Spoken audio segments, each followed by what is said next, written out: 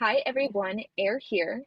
Today we're going to do a little bit of exercise, but not the type that's going to require jumping jacks, but maybe a little bit of jumping because I have Suki here and she's going to teach us all about how to jump into the quantum level to be successful and to achieve your dreams. Welcome to the show, Suki. Hey, thank you. Thanks for having me. So, right off the bat, when I start talking about quantum levels and quantum jumping, there's two different ways this could go. It could go the physics realm and then it can go the metaphysical world. So right off the bat, which one are you working in? I'm working in the metaphysical, I'm working in alchemy, I'm working in energy, and I've been really swimming in this realm for a while now before I kind of brought it more public and front and center to my audience and to the clients that I work with. Ah, I love it. And how would you explain the quantum realms or the realm? Is there multiple? Is it, how does that go along? Right. So there's multiple realms. And I remember ever since I was a little girl, I would be able to access these realms. And, if you don't have understanding, deeper understanding of what these realms are, it can be kind of scary. It can be overwhelming. Um, for example, one of the things I always share is that you can see something right in front of you. So, for example, you maybe have a vase or you have a cup and you see the cup right in front of you. But if you just look just past it, maybe you start seeing some colors, maybe you start seeing something else. There are so many different realms happening all at the same time. And it's all about our consciousness to be able to tune in and hone in on these realms. And there is not one person that can do it um, over another. We all have the ability. It's just that similar to riding a bike, if you get on it and you concentrate and you focus and you exercise, that's why I loved you. I loved you shared exercise. You exercise, you can reach these quantum realms anytime, any place. Mm. So you don't have to be a monk in India meditating for the last 30 years to be able to start quantum jumping. Maybe we've all been monks in India for 30 years in multiple of our past lives, but no, you don't have to be there now. Perfect. Okay. So most of the people that are going to be introduced to this right off the bat are brand new. I've been kind of introduced into the quantum leaping world, especially when it comes to like manifestation or like achieving your dreams. But why is it that somebody would want to start even looking into this? Right. So I think as souls, as spiritual beings having a human experience, one of the things that we're always drawn towards is the why, right? Why am I here? What is the purpose? What is the bigger answer to the question of me being physically here on this planet right now? And I always say that this is Earth school. This is the place that you come to learn a lot of the deeper lessons about your psyche, about your consciousness, and you get to level up uh, depending on if you pass or fail some of these lessons. Uh, the the quantum comes when we're able to kind of relax the ego, because the ego wants to drive us. The ego wants to tell us that, hey, my name is Suki and my eyes are brown and I grew up here and I have these traumatic experiences. But the truth is, as a soul, am so much more than any of the physical traits that are attributed to me right now. In fact, I even remember since I was a little child, I would look at myself in the mirror and I would not recognize myself because I knew that I was more than this. But I knew that this was the package that I'm in right now.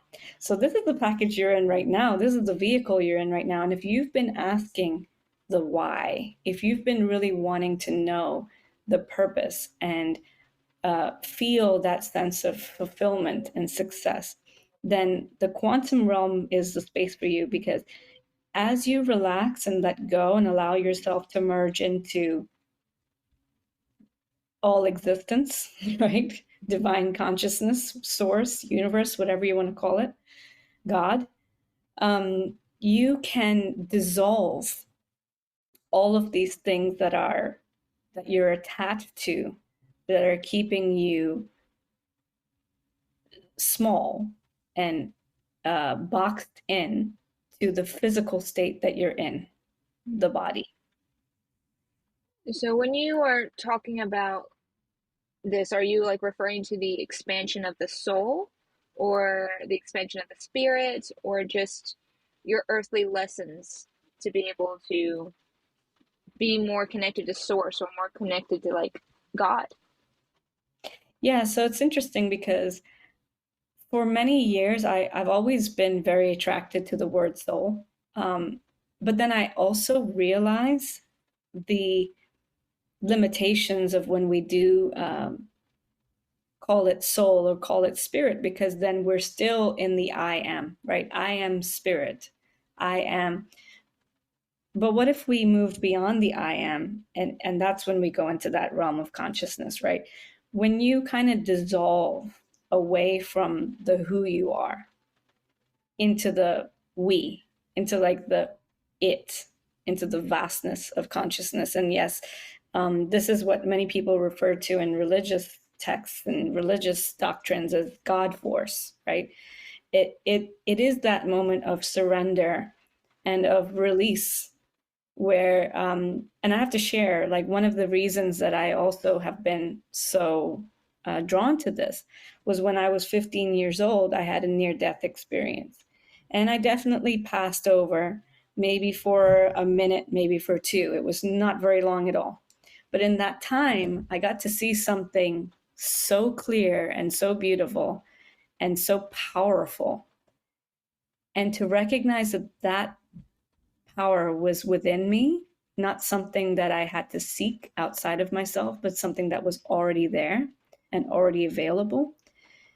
It made me realize very quickly when I came back down to earth that all these things, all these fears, and all of the things that had been holding me back, I had been struggling a lot with panic attacks and anxiety since I was young, um, that I couldn't allow those to dictate how I was going to live my life.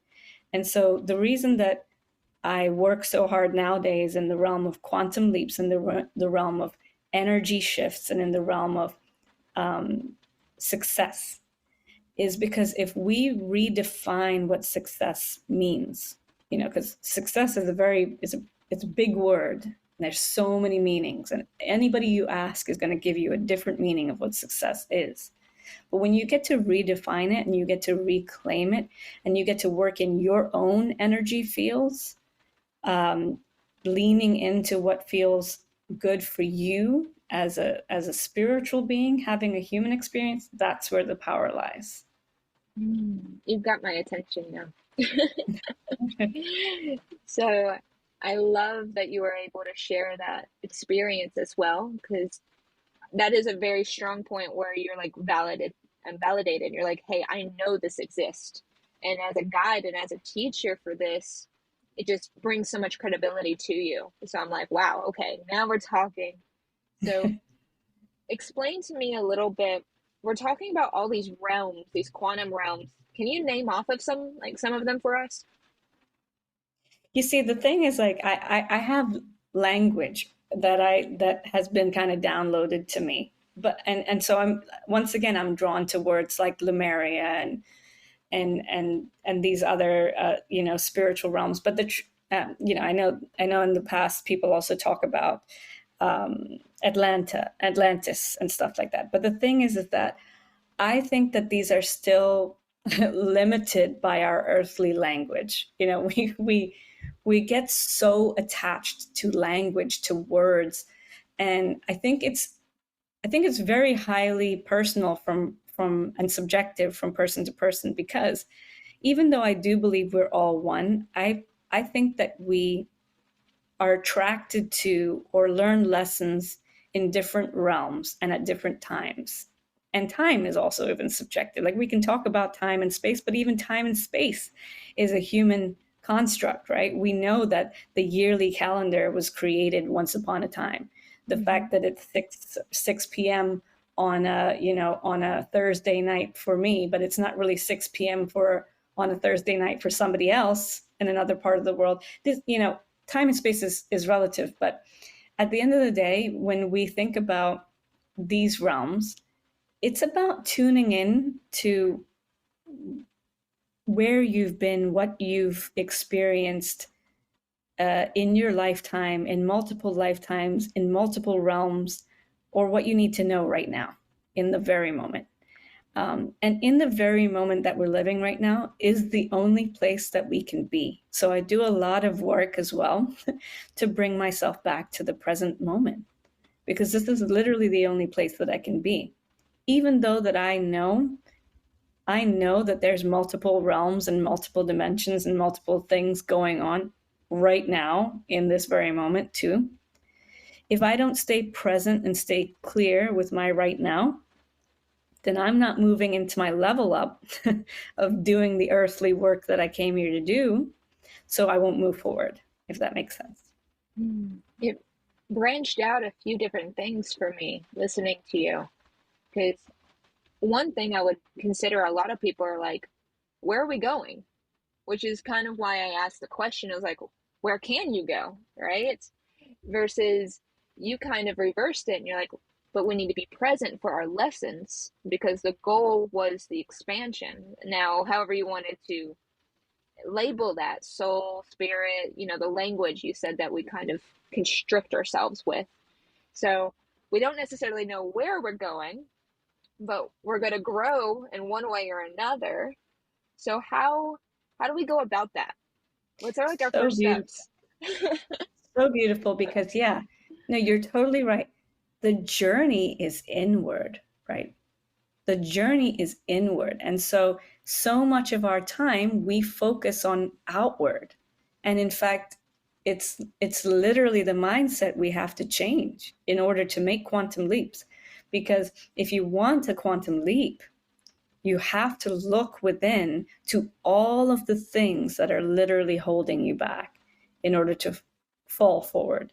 And when you fall forward, there are moments where we fall forward and it like hurts, right? Because, oh, ouch, I fell forward, I tripped, I stubbed my toe, and I landed on my face. Now, that's not a great way, and that's not a quantum leap.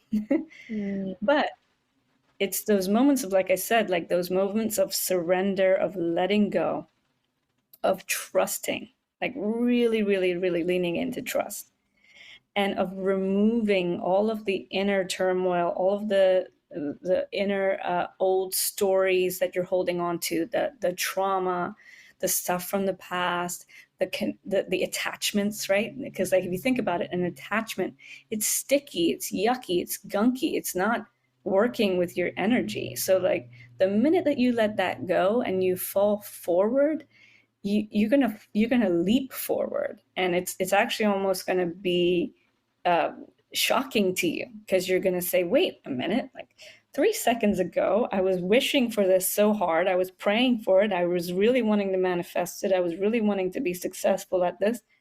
And wait, now I'm here on a boat with a pina colada. Like, what happened? Like, but it happened, right? Because it happened because you did it, because you released, and because you trusted, and because you aligned with the quantum.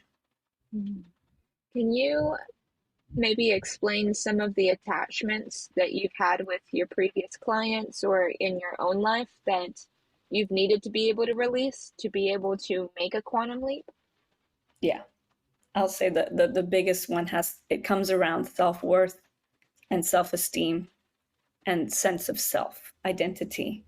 So a lot of the clients I work with is through imposter syndrome, the not good enoughs, the perfectionism, the negative self talk. And these are things that are very, very highly ingrained in us. And particularly as women, we can be really brutal with ourselves, where we're just turning things around in our head and in our consciousness and in our mindset over and over and over again. And then when you start to dig at the beginning, that digging can be like a little bit uncomfortable, right? Because I don't want to go there. Like, come on, Suki, I'm over that. And a lot of the times I'll tell my clients, you tell me that you're over something, that's when I know you're definitely not over something. And that's when I know we have to excavate. So when we excavate, you know, it can be a little dark. This is when you walk into the realm of shadow work, right? But it has to get dark in order for it to get light. In order for you to feel lighter, you have to release and purge and let go. And so it's so human. It's so human to say, I've felt pain, or I've experienced heartbreak, or I've been slighted, or I've been put down. And the difference where you step into the spiritual and quantum realms is when you say, but I don't let that define me. That is not me. That was a part of me, or that was something that I experienced, but that is not me. And so it becomes less of an attachment, and you become detached from it the moment that you acknowledge it and then release it and say, that's not a part of me. That's not who I am. So I love how you went into a lot of the negative things that feel like they're almost like anchors weighing us down. And imposter syndrome definitely being one, not feeling good enough being one, a failure from your past for sure can creep up on you. What about the longing or like the wanting for something so bad? Can that also inhibit us? Yes, actually.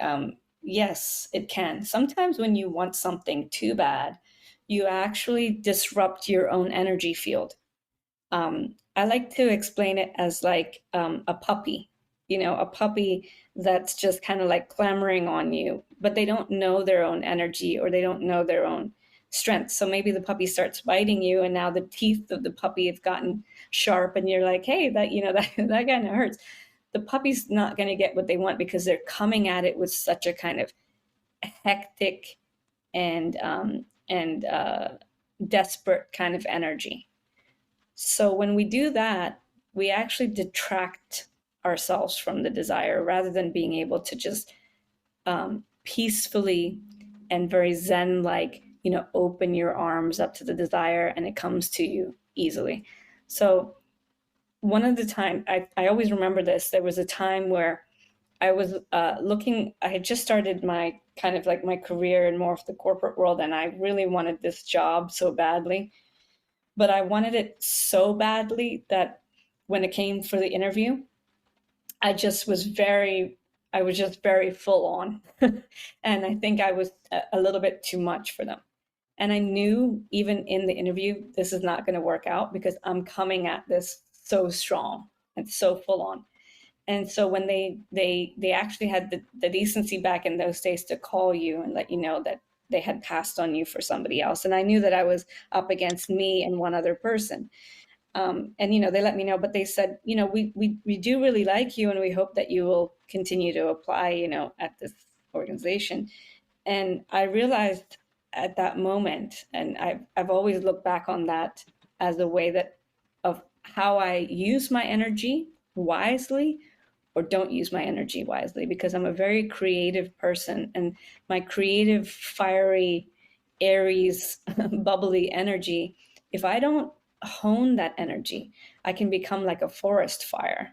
So if you think about controlling a fire, you want a fire that's like a flame on a candle, that's controllable, or it's in the it's in the chimney, and you're enjoying it by the fire, versus something that's like destructive and taking over the whole space. So I always say, like, you can get to see how you're using your energy, and then maybe you can think about ways that you can use your energy more wisely. Hmm. Because now I'm like doing the play by play here with you. So there is this balance, and I know you're going to be familiar with these. If not, then let's talk about this. But the law of attraction and the law of resonance, right? And so both of these laws are about, achieving a goal or success or being in frequency with our desires and with the universe and with our source energy. So how would you, if I come to you and I'm like, okay, Suki, I don't know what this is, but I'm up for it, right? I've been called to this journey with you. How can you guide me between I'm an ambitious person, I know what my goals are, I want to grow, whether it means my soul, whether it means my spirit, I just want to achieve everything that is meant for me on this earth in my, you know, 100 years, hopefully, right?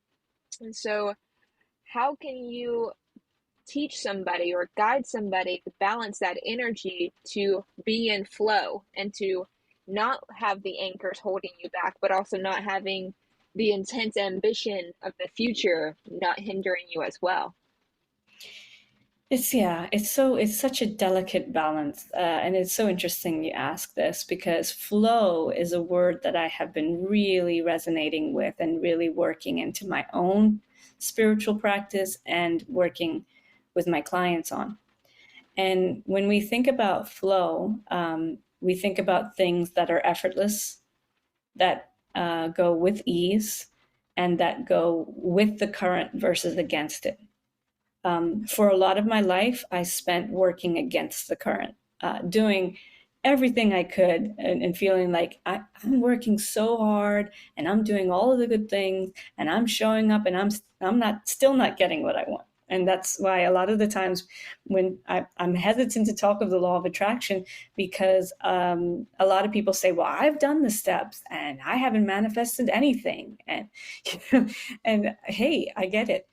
But that's not really what it's about because, first of all, this is your journey. This is your journey. And so you get to create your own rhythm and your own flow. And your own rhythm and your own flow does work with the law of attraction if you allow it to, right?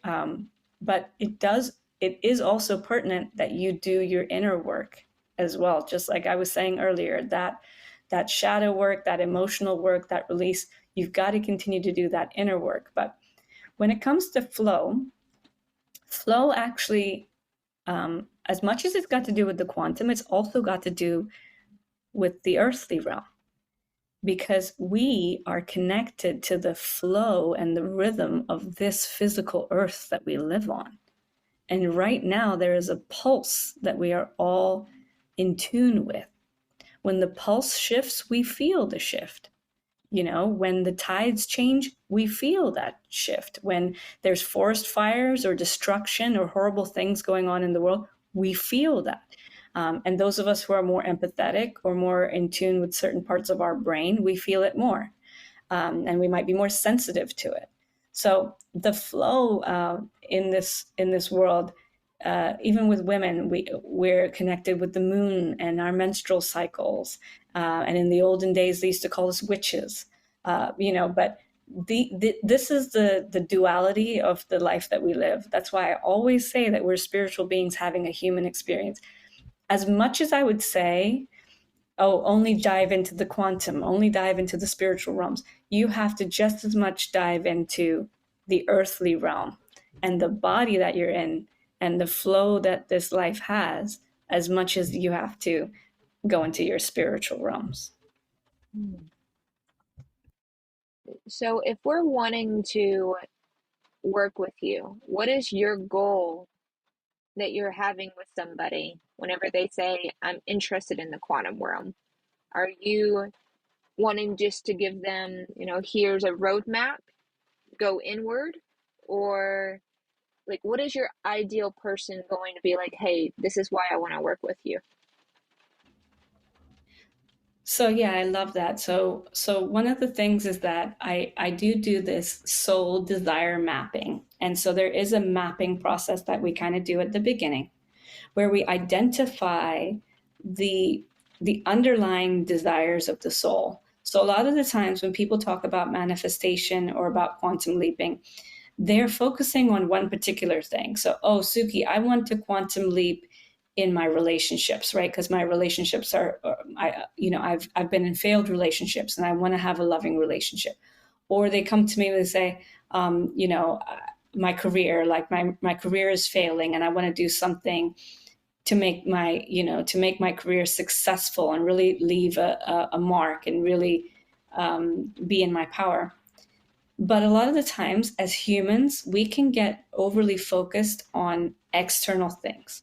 And if we don't uncover like what the true desire is, if we don't uncover what the why is, what the purpose is, then you're always going to just be continuously seeking for that next mountaintop, right? You get to that mountaintop. Oh, great. I got to the top of Mount Everest. Now I want to find another mountaintop to climb. It never feels good enough. But when you get down to the core desires of your soul, which are very simple things. I mean, I've worked with so many people and we'll come back to really simple things. What does my soul desire? Love. What does my soul desire? Trust. What does my soul desire? Community, right? It's usually very, very simple slash basic things, but things that are maybe not as easy to achieve as we initially think. Once you uncover those desires, it's so easy to step into the quantum and call them into your life because now you know them. There's like an awareness. It's like, oh, all this time, I thought I wanted a boyfriend. It's not really that I want a boyfriend, it's that I want love, and maybe I was deprived certain kinds of love in my childhood. And now that's quite obviously what I'm seeking. But I do realize now, and this is the work that we do deeper. I do realize now that no one person is going to step into my life and give me love. I have to look for love inside. I have to do that internal journey.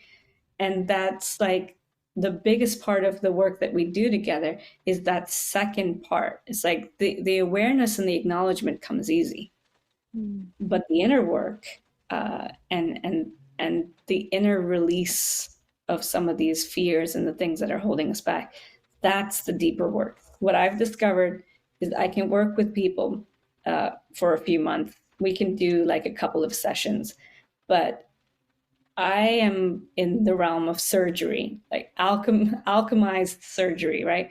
You're not going to do that in a few days or weeks or sessions. This is something you have to do ongoing, and it probably requires a minimum a year of work together to really get you to where you need to be. And at the end of the day, I love calling in clients who are ready to do the deep work. Like maybe they've done all the band-aid fixes. Maybe they've taken all the manifestation courses, they've read all the Deepak Chopra books and it's not working. They're on the yoga mat every day. It's not working. That's when you need, we all deserve to have community and guidance. And I like to think of myself as the Sherpa because I always say, you're the one walking up the mountain, but I'll be so happy to carry your bags and help you up on the way and maybe show you which way might be easier. Oh, that's beautiful, Suki. Hey, if we're all climbing mountains, we might as well go the easier route, right, rather than burning ourselves out. Definitely, definitely. So I'm curious. We haven't been calling it quantum escalation or going up the elevator or whatever you want to say, climbing the ladder. We've been calling it leaping and jumping. So we've also really hit home on the fact that we want to go inward even more than going outward. So is it possible if I have, maybe I haven't gotten to the point where my ego is silenced, right? Maybe there's some desire still in me that requires me to want something externally. Meanwhile, I'm also working internally. I can give an example, like you said a moment ago, about a boyfriend, right? So let's say you want that and you're recognizing that that's like a goal or a manifestation for you, but also you're working on those inner child wounds or those traumatic experiences from your past. Can you inadvertently be going down on one level of a quantum while going up on another? Is there multiple quantum orbitals within ourselves, or is it just yes or no? I love this because I think that it can all happen. I think it can all happen simultaneously because, like I said, we only have the now, right? But I believe that the universe rewards people. The universe rewards you when you're doing the inner work. So even though it might seem counterintuitive, and you say, Suki, but if I start doing this inner child work, am I just gonna manifest all those old things again to come back up again? Hmm. Perhaps you will. Perhaps you will. Perhaps you'll manifest somebody who did exactly the same thing that happened to you in your childhood that made you upset and really traumatized you or changed the trajectory of your life or whatever it might be. But perhaps that's exactly what you need in order to fully heal it and close that door. So there's going to be steps forward and then there's going to be some steps back. And you might say, what the heck, Suki? I'm taking steps back. I thought you said I was going to take steps forward. What happens before you take a huge jump? Most of the time, people will give themselves a little running start. That running start might involve taking a few steps back to survey the land and say, okay, now I'm going to run forward and leap, right? So I love that we have been talking about leap and jump because leap and jump require you to have absolute faith. And if you look at people who do in the Olympics, who do like long jump or high jump, they're only going to do it if they're 100%, you know, solid about the fact that they know where they're going to land. And if Hmm. you're 100% solid of like, I know that no matter where this life takes me, I'm going in the right direction, then whether you're doing the inner work or not, you're going to be going the right direction, right? I'm always going the right direction. Okay. So, wow, this has already been so valuable.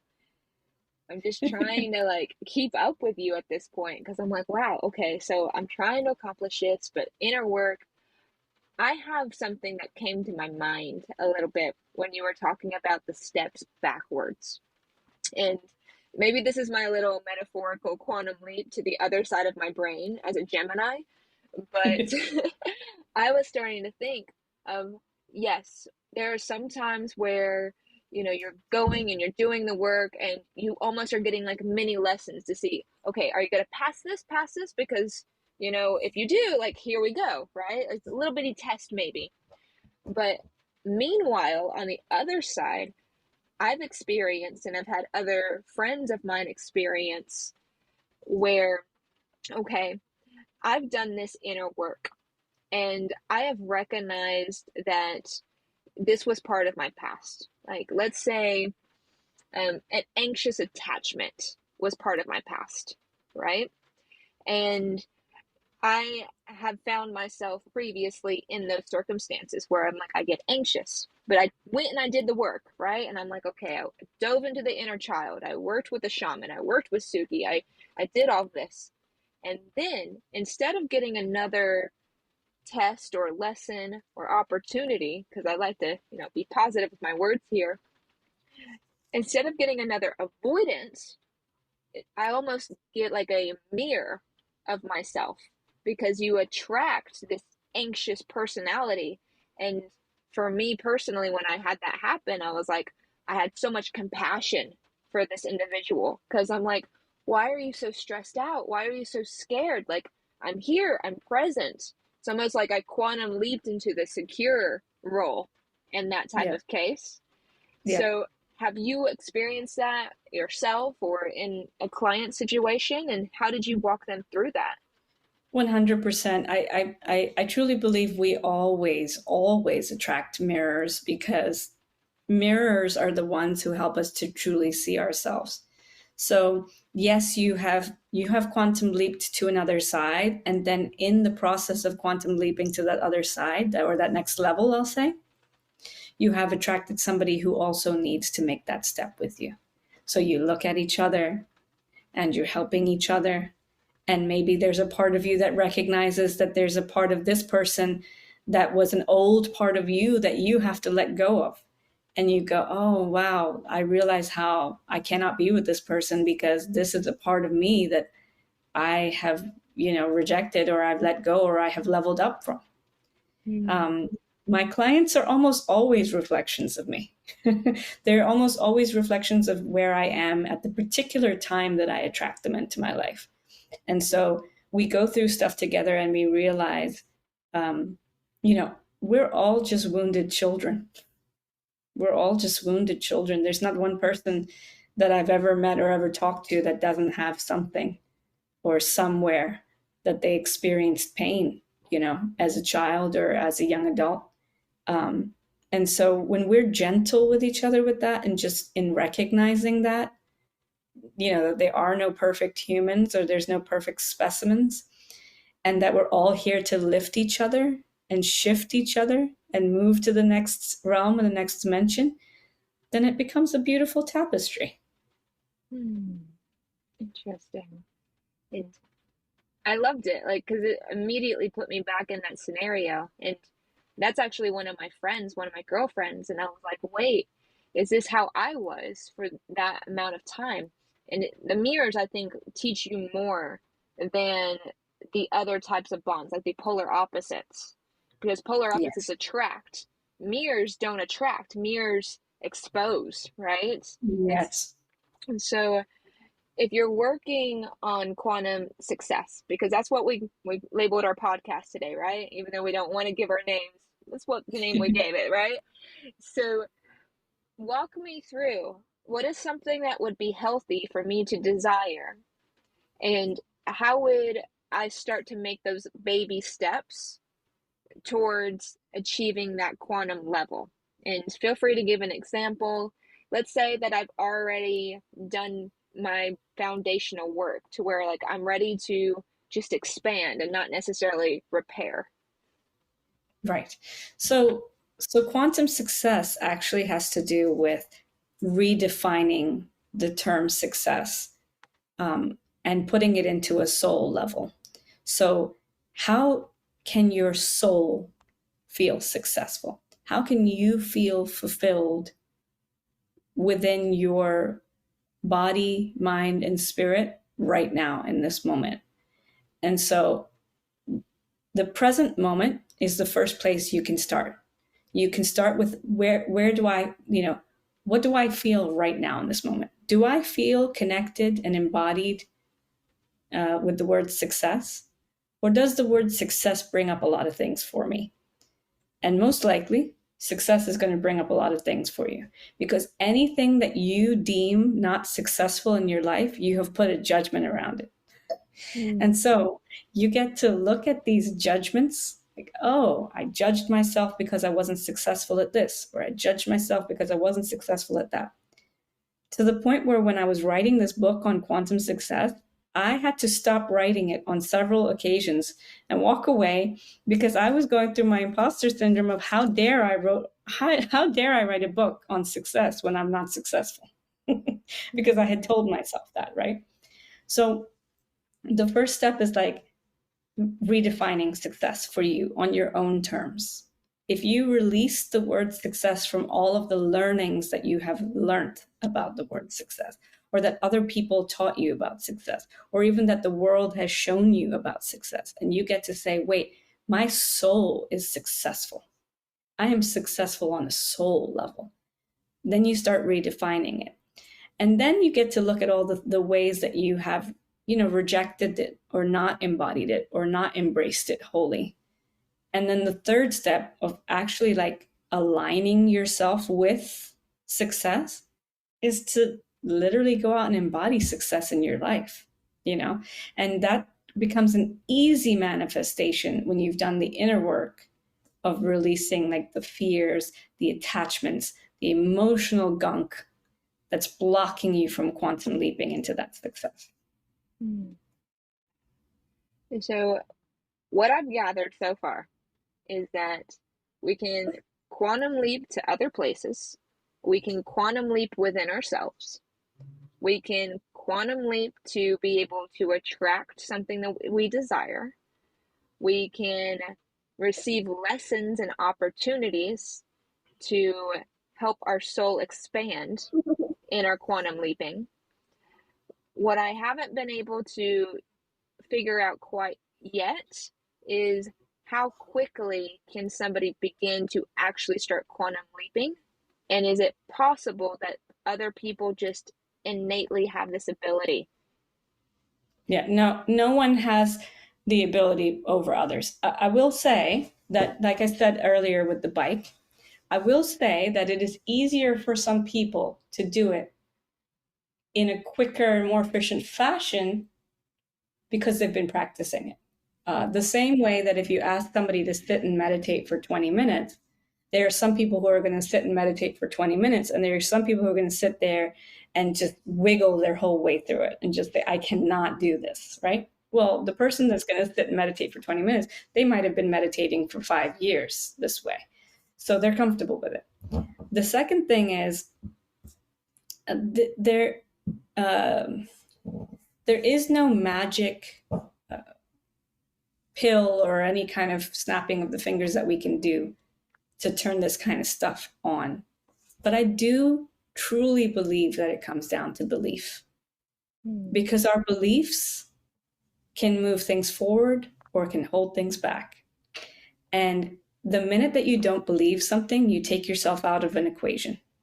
So what if you were to ask yourself, if I believe this and I know that this can happen and that this can be true, imagine if I could do this right now in the very moment that we're in right now. Like, for example, my 3-year-old daughter has come and jumped on me right now.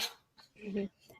Right now, I could still close my eyes and step into a manifestation realm if I wanted to.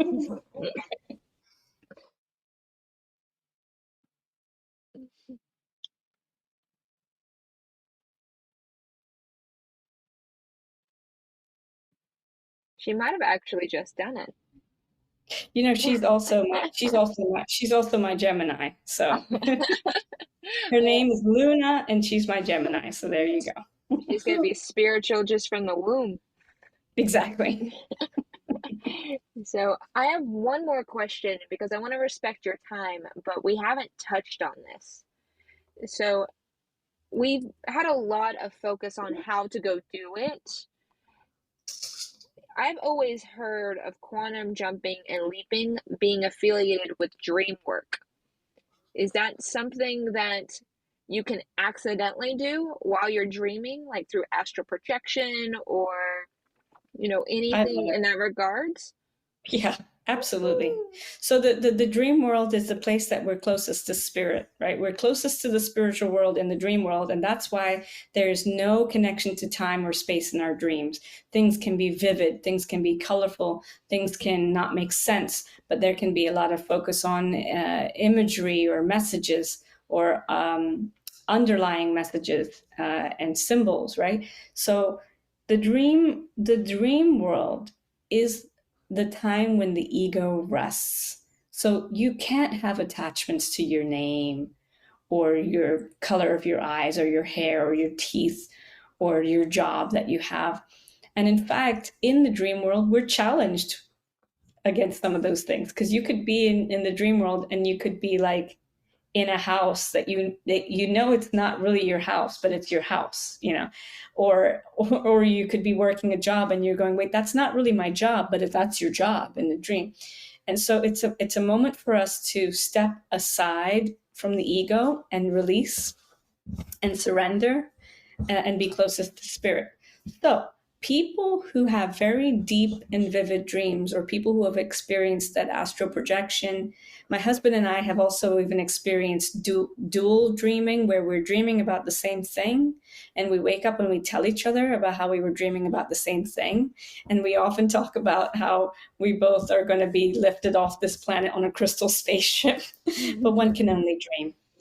But at the end of the day, yes, the dream world is a beautiful place to quantum leap. And you can actually facilitate that with your ego mind by, before you're going to bed, you can ask yourself what it is that you'd like to dream about, or what questions that you would like the spiritual and quantum realms to unveil to you in your sleep. And then right before you go to bed, keep thinking about it, bring it to the top of your mind. You might find that in the dream world, you get some answers. Hmm. Ooh, I know what I'm doing tonight. And everybody else. Yes. Oh, this has been so informative, Suki. Wow. Okay, I will have to know, and everyone needs to know, how do we find you and your book? Awesome. So my name is Suki Eleuterio, but a lot of people have difficulty spelling my last name, and you can thank my husband for that because I used to have the easiest last name. But what he came up with me, we've been together 20 years, and he came up with a little nickname for me, which is Sookton, Sookton. And so you'll find me across social media channels as at Sookton. My website is sookton.com. My podcast is Soul Guided with Sookton. And the book is going to be under my actual name, Suki Eleuterio. But I am almost tempted to publish the book under just my first name, Suki. Ooh, go you. Like, I find There's not many Sukis out there, and I'm just about to claim that. it. Well, I'm also going to support that because I've built an entire platform based off of the name Air. Not I even know, I love that. so it is possible. If you needed an example, it's possible because I go out there, let's say I'm speaking to somebody else or on a stage or, you know, I have the metaphysical stores. They don't think I have a last name. And I'm like, okay, guys, well, I'm not married anyway, so I guess it doesn't matter. Just going with my first name. Just Going go with with the my air. first name. Suki it Like it. is. Air it is. Awesome. Yes. Well, thank you so much for joining me today and Thank you. This was so much fun.